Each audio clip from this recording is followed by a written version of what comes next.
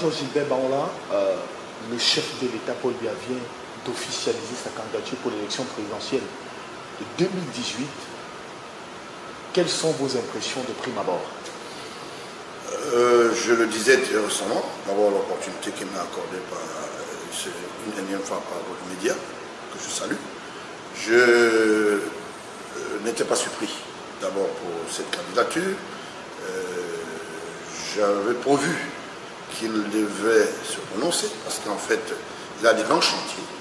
Ces grands chantiers, la lutte contre la corruption, qui s'étendent dans la diversité économique, l'implémentation énergique pour l'Afrique centrale, le cahier de charge de l'assainissement de la vie publique, c'est des chantiers de l'heure.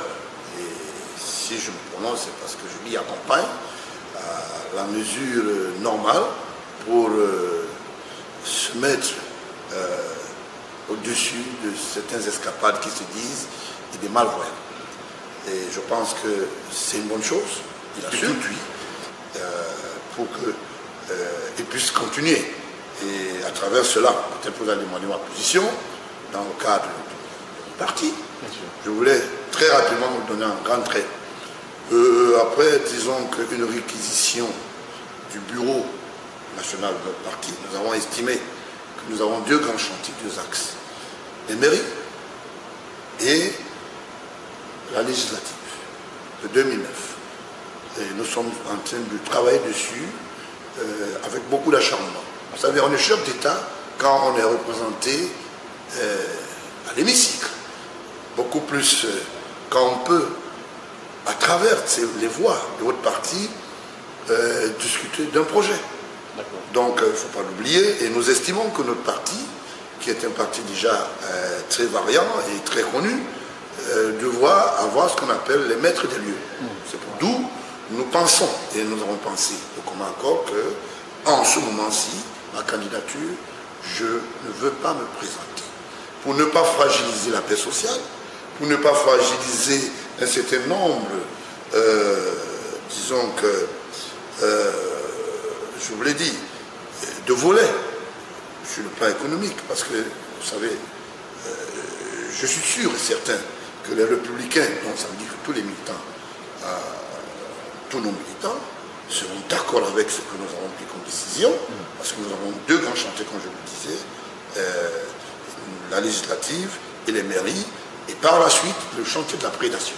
Vous savez, nous, c'est la lutte contre les prédateurs et l'assainissement qui va continuer. Et nous espérons qu'aujourd'hui, que ces élections vont se dérouler en toute quiétude, et j'interpelle les Camerounais à préserver la paix, parce que c'est un acquis, et on attend le match du monde. Estime, président Jean-Gilbert Baola, que cette nouvelle représentation du président pour la prochaine élection présidentielle pourrait vous porter, vous, dans les années à venir, à une succession probable de votre père.